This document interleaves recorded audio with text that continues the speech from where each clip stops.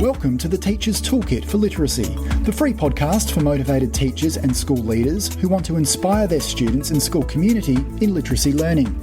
Make sure you subscribe to the show on your favourite podcast player, and for more amazing literacy resources, check out the show notes provided with every episode. Hi, I'm Sharon and I'm the host of A Teacher's Toolkit for Literacy. In every Toolkit episode, we bring you specific resources, tools, strategies, tips, techniques to help you in your job as a teacher of literacy.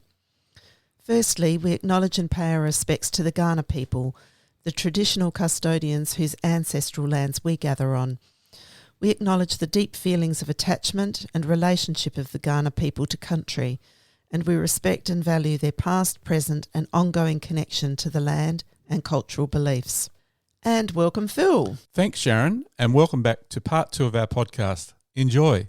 When I grew up as a baby boomer, even in Canada, we had Dick and Jane, who were a duo that 80% of baby boomers in North America actually learned to read with. And Dick and Jane did a lot of very repetitive actions. Yeah. I always say that they were kind of, obsessive compulsive in that they would, run, stop, see this, and that's not real literature.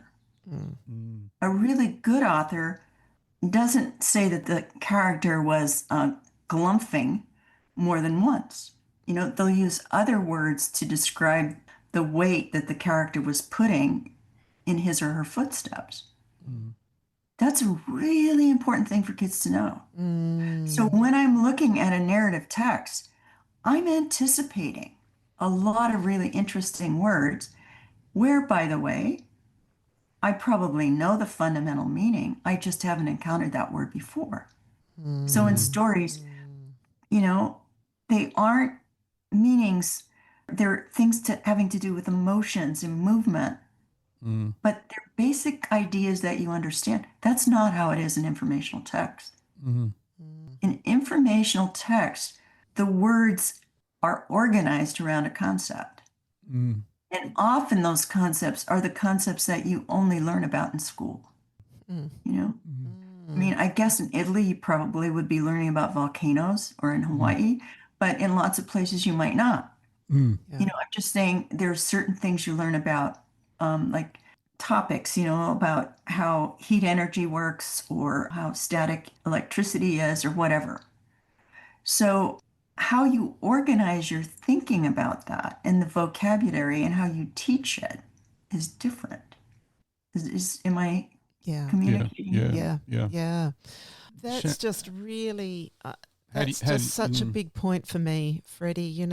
We've just got to let children know, about what it is that they're coming to in text. And that is so exciting to be letting them in on. They are going to be coming across really interesting words, rather than, I think sometimes, we can send the message to children that, that book won't be any good because there'll be words in there you don't know. I think that's the message that's often sent to children, rather than there are going to be lots of interesting words in here that you can access, and they might not appear more than once, but that's the interest in it. And I think that's what teachers often tell me, that when they do open that door to children about noticing and looking for and even possibly collecting some of those words that are new and interesting and expand their world and thinking, children love that. Mm. That it's... So if they're having an independent reading session, their task could be to collect as many of a particular type of word you're looking for, yeah? Oh, well, just that it's that word consciousness, isn't it? That, and it's not to be seen as something that, this is a deficit of mine, that I don't know this number of words in this book. That's the exciting part. That's the learning opportunity. That's the new things being brought into my world, rather than... Anyway, that for me was just such a big shift in thinking about that, Freddie. Well, what I think about is that in reading, we ask kids to act on text without giving them some of the really fundamental knowledge about how language works. Yes. It's Yeah. like as if we sent kids off to do mathematics without ever telling them about algorithms. Yeah. And I'm not meaning to beat this to death, like you have to learn this. And sometimes I worry that if I talk about this too much, then we'll have more linguistic courses for teachers than they have reading courses. And that's not what I'm saying. There's some fundamental ideas. Yeah. Yeah. Okay. And there's a big difference between narrative and informational text.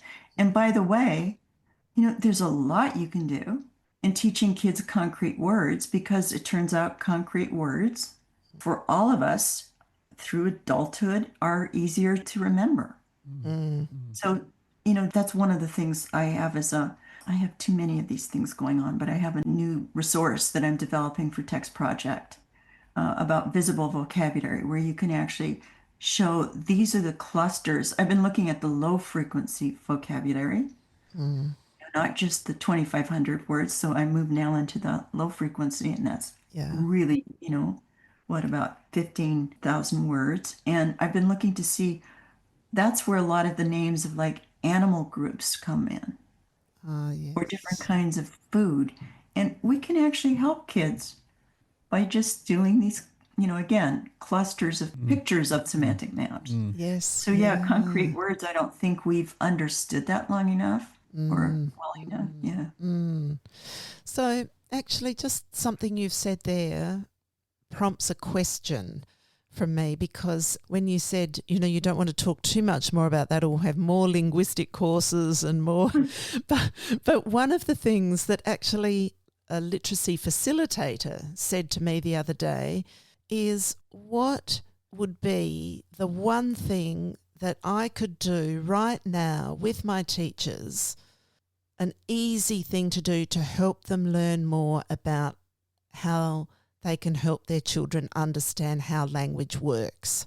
Because, she was sort of saying too, look, there are so many things to know, but how do we just give teachers some better entry points into, like if they are working lists and flashcards, what could they be doing with children, with their students, that would be better?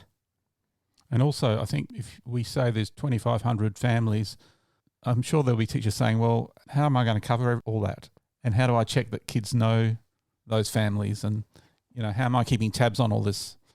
Ideally, we want the kids to be as powerful as possible in all these things. But how do we manage it, I guess, as a classroom teacher? Well, the deal is that I'd say maybe 40-50% of those words don't actually ever really need to be taught. Okay. They're probably pretty straightforward. And then a large...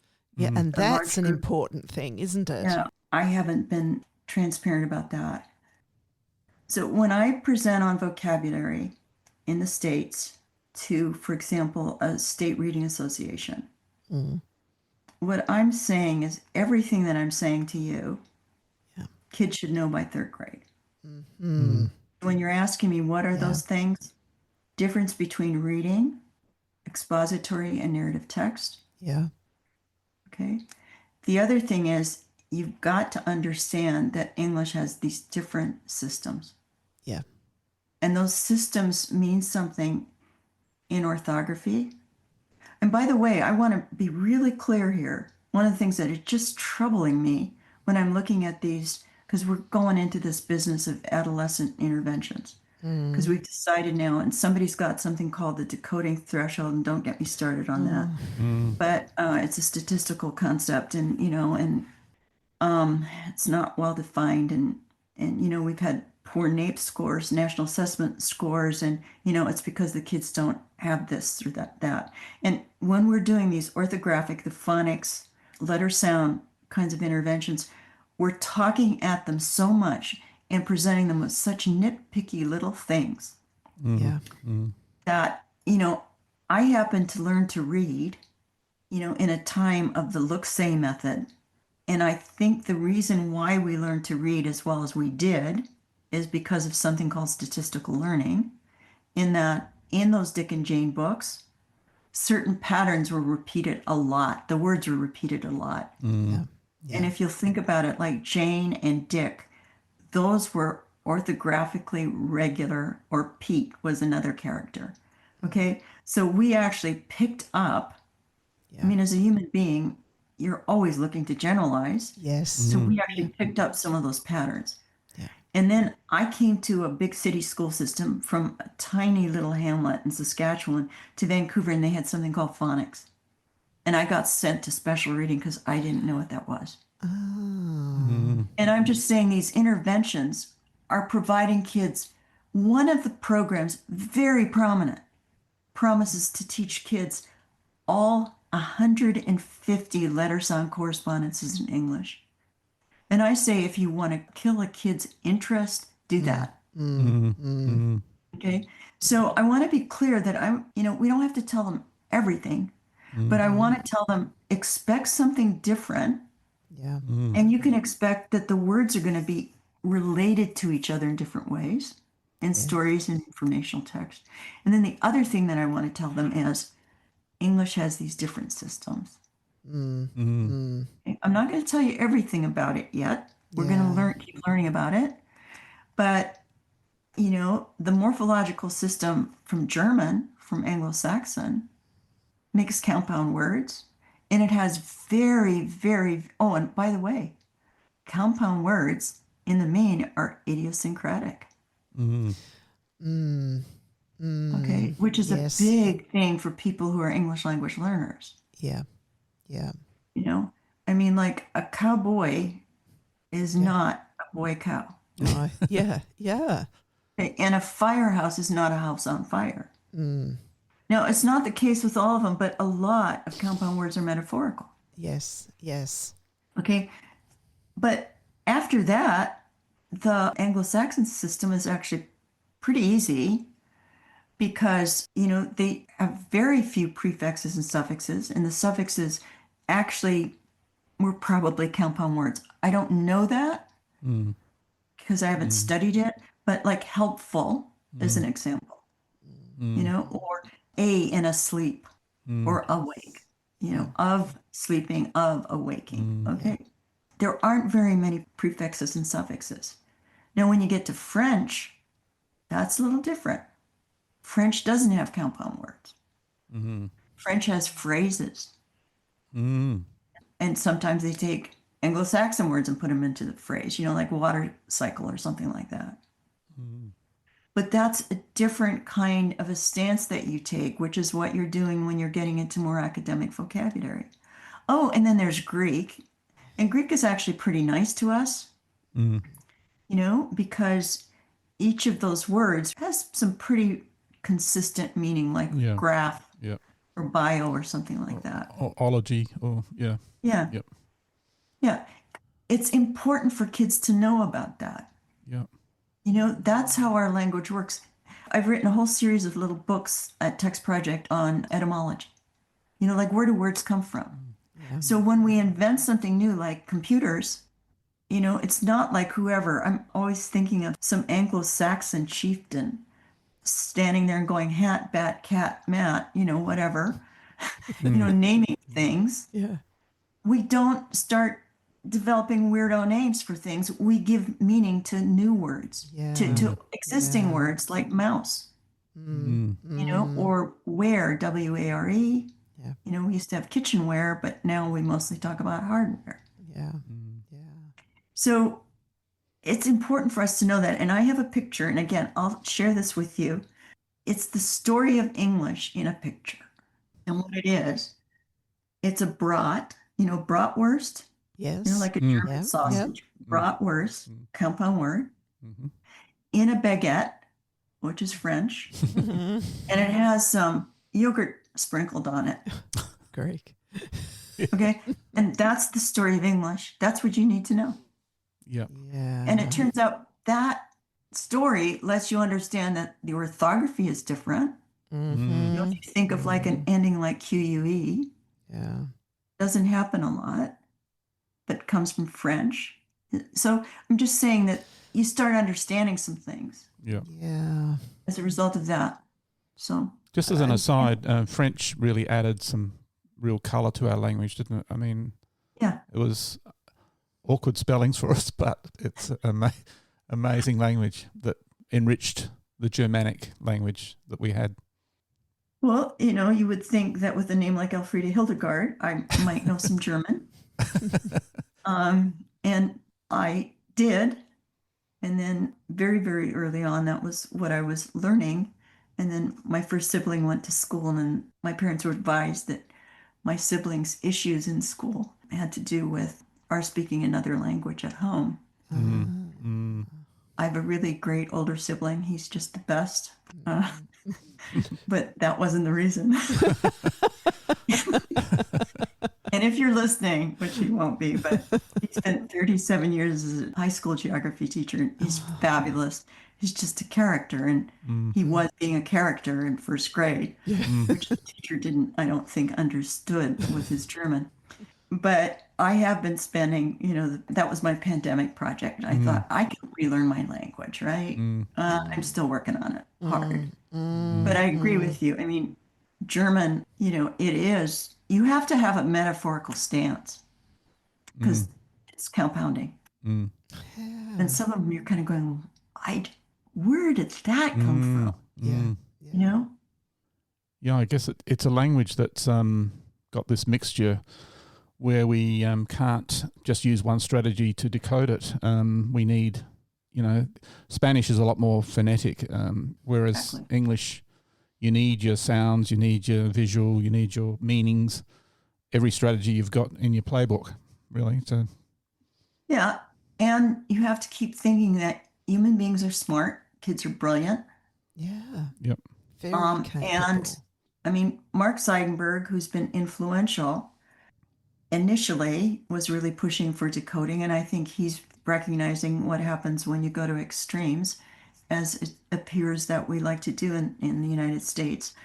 But Seidenberg talks a lot about statistical learning, right? That he has the statement that it's only by reading that you're really going to get good at it, because then you start seeing some of the rarer letter sound correspondences rather than being taught 150. Yes, yeah. Just think about that. Yeah. I'm just kind of going like, okay, we can now anticipate we'll have more problem readers or non-readers. Yes, yeah.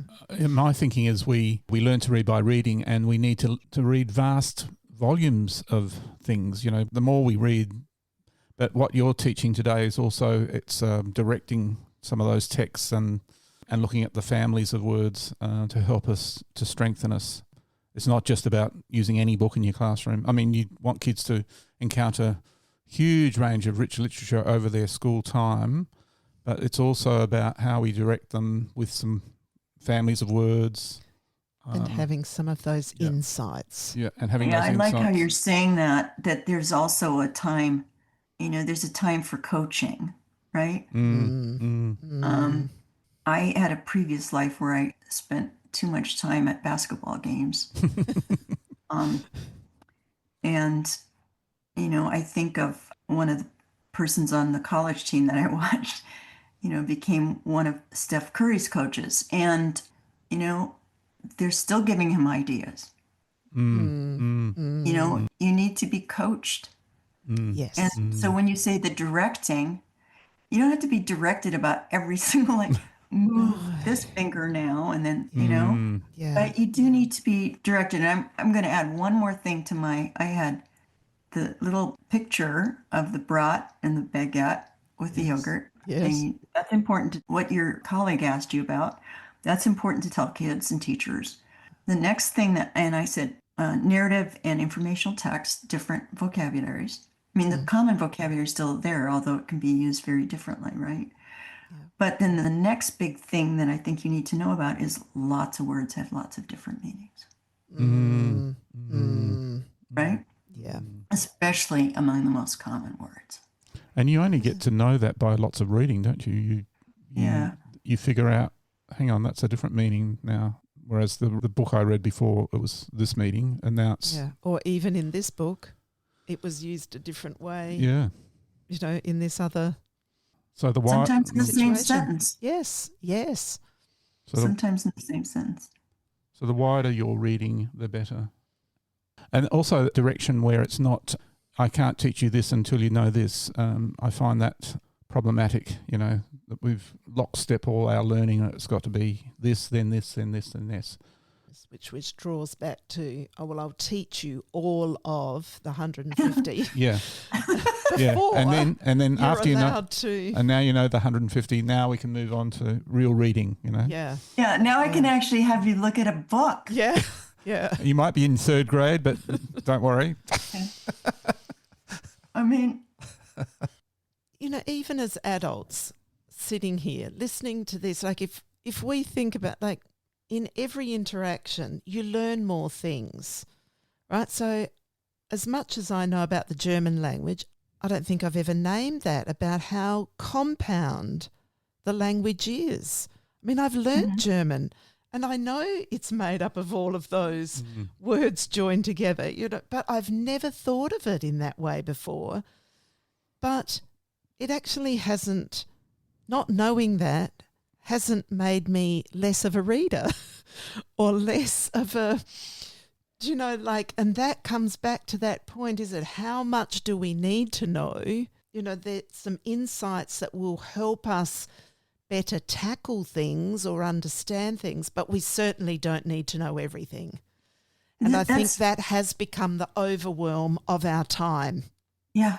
I mean, I just look at these, especially for the older kids. Now, I'm going to tell you what I think is a really interesting anecdote. My mother passed at 102, just as the pandemic started, which was, we were thankful for that, so she didn't have to spend it by herself. But she was a refugee to Canada and, a German speaker. And you would have not known that, English wasn't her first language. Yeah. And she was very bright. She got a set of beautiful leather-bound books from the lieutenant governor of her province during Elizabeth's dad's era. Yes. So my mother got these books, and then she was pulled out of school. So she had to leave school when she was 15, but she was very bright and always wanted to know what I was working on because she had wanted to be a teacher. Yeah. So I'm telling her about this work on, about cognates, basically. And she had no idea about the German and the English cognates. And yet she was brilliant. Yes. Yep. Yeah. And I just thought that's a really good example, where you can generalize. Human beings generalize things, kids do. Yes. And if they think they have to be told everything, and especially kids who are in underserved or underrepresented communities where a lot of other kids are like them, and they look around and go, we don't know this stuff. We must not be smart. And then they stop generalizing. Yeah. I think that's really problematic. Yeah. Yeah. So, that's the one thing to put barriers in the way of making generalizations is to really suffocate learning, isn't it? Yeah. And I think also another issue is labeling kids too early and saying, we're doing a screening test on you at the age of 5 and, okay, you don't know these things, so you're going into that group over there. Honestly, when do we just give them a chance to learn, really? Well, I mean, the things that we've done in U.S. policy, during the No Child Left Behind, the money went to K to 3. And up to that point, there hadn't been K reading texts. There have been other kinds of activities in kindergarten. Suddenly, you've got this push down. We go to a model of authentic text only. I mean, what I believe in is a text diet where you have what Philip was talking about is directing. There's some direction and then there's some, application and choice and whatever. Yeah. Yep. But the books got a lot harder. And then the Common Core came along. People who hadn't read the literature, they were not researchers. They were not at all interested in some of the research. And they mandated that, if you're going to get kids to a certain level by high school, somebody just theoretically, statistically actually, drew up a line and said, then you have to be here in grade 1 and here in grade 2, like that. Yeah.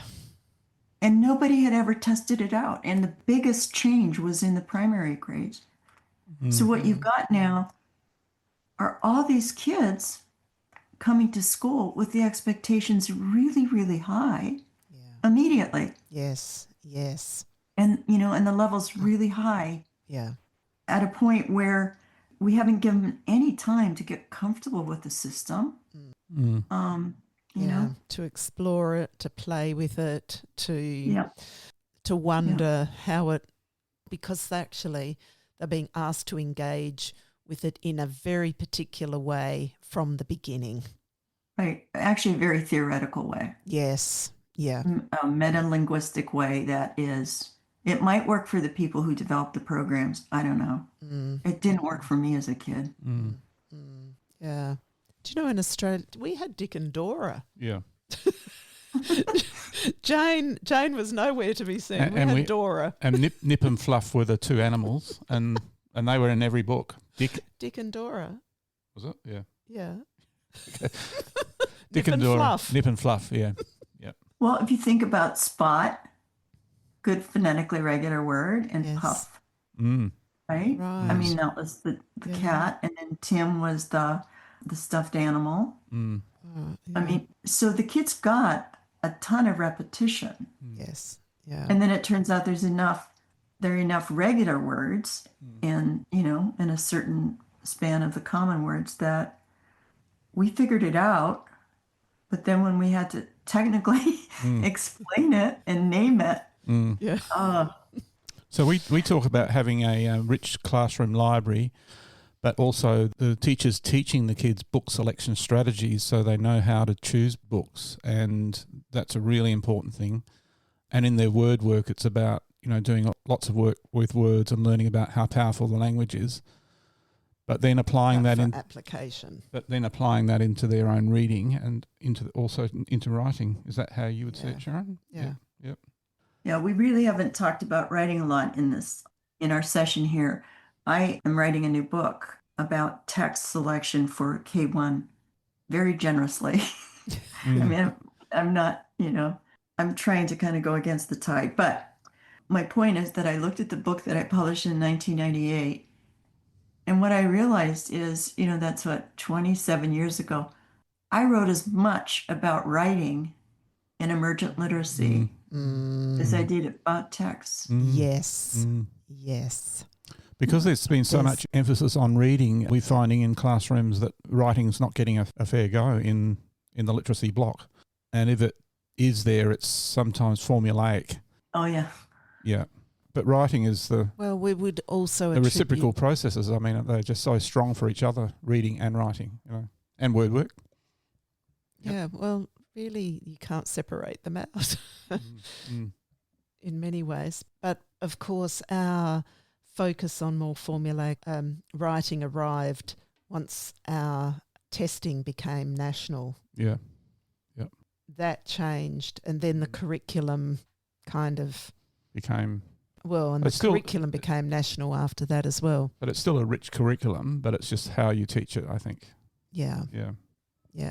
But that assessment, I remember we were back from New York, must have been in about 2002. Anyway, when we would come home to Australia in the American summer holidays and we would come back to winter in Australia, Sophie, our eldest, as part of her holidays, would go back to school because it would be catch up with friends. It was all very social, and she was just keen on learning. And I guess our youngest wasn't at school yet. So anyway, she was there this one year where it was still a state test at that time. So it was an English test that was happening.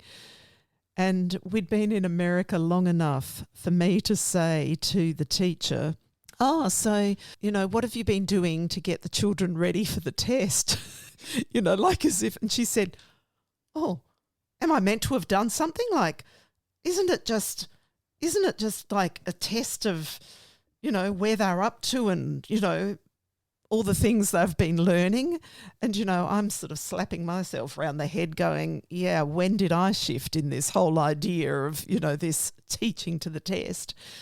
And, you know, it was such a new thought, even in Australia in, you know, the early 2000s, that you would do anything to get ready, you know, for any kind of assessment. And by the way, Sophie had done so many tests in the US that she came in and she flew through the tests in Australia because in fact, she was a pro.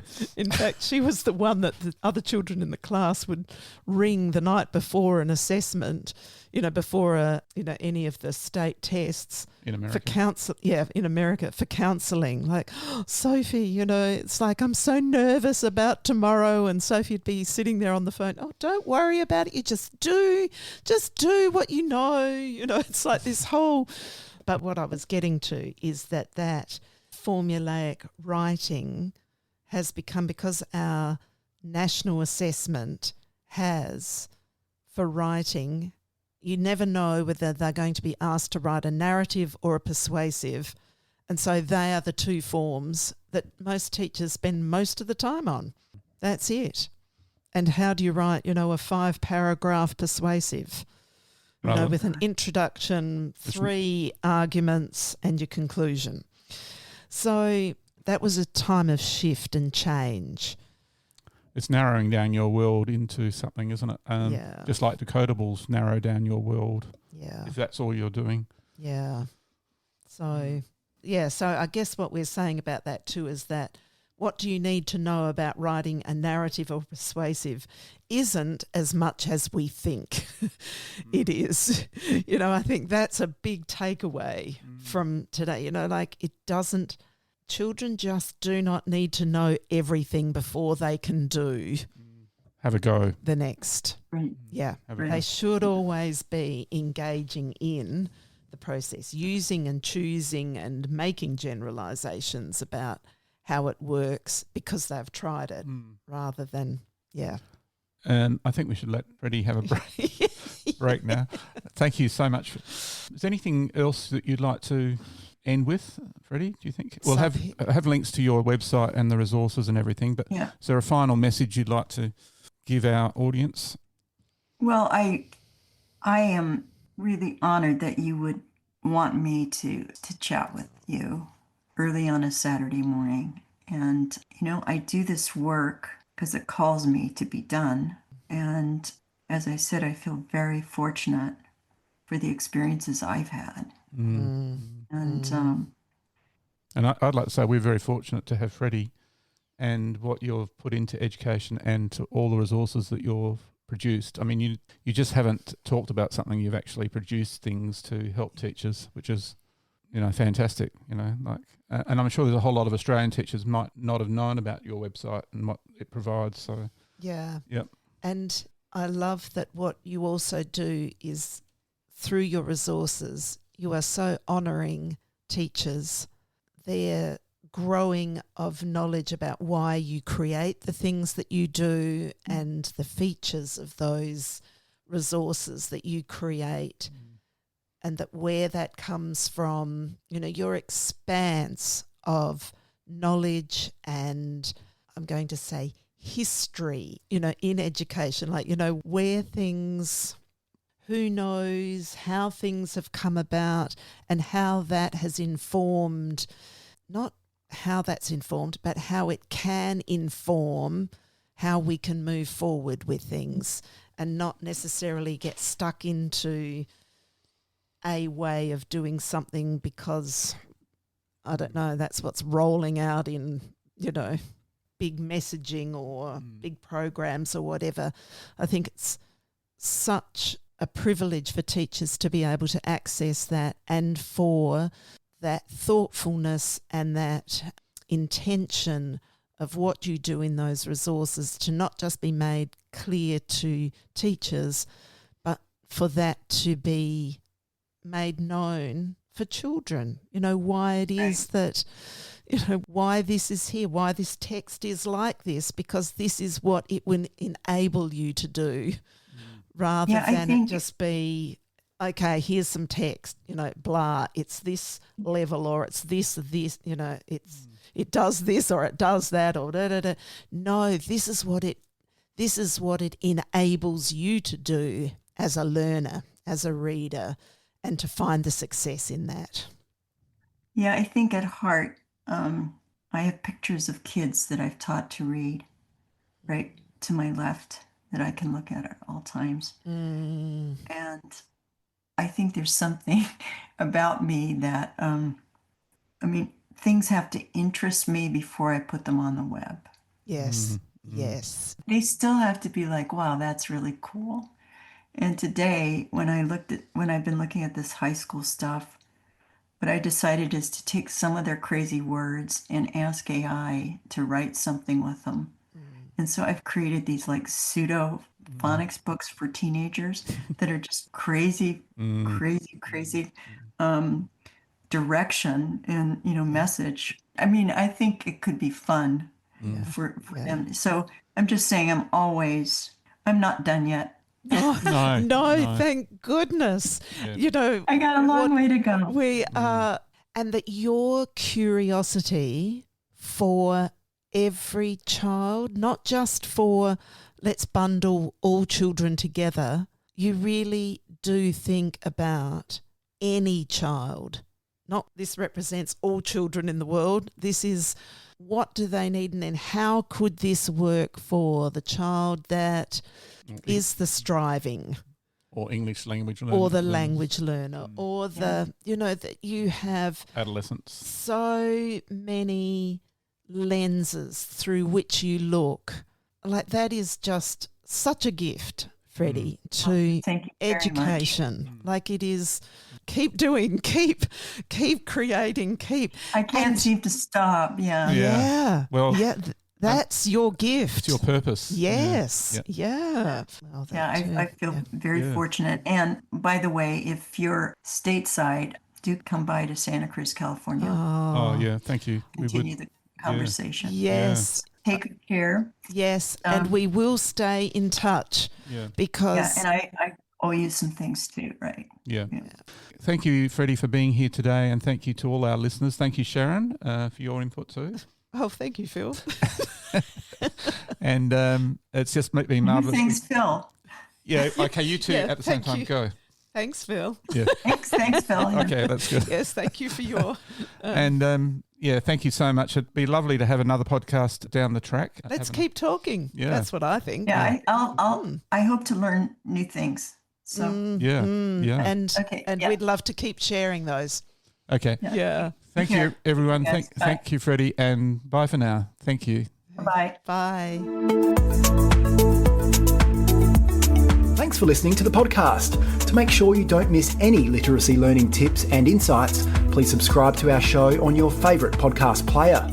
At Q Learning, our literacy specialists draw on over 30 years of teaching and international consulting experience to deliver world-class learning solutions. We equip, empower and support teachers to become their authentic selves. To find out about upcoming webinars and about how Q can help you and your school, visit qlearning.com.au. And you can get even more amazing teaching resources right now at teachific.com.au. Stay tuned.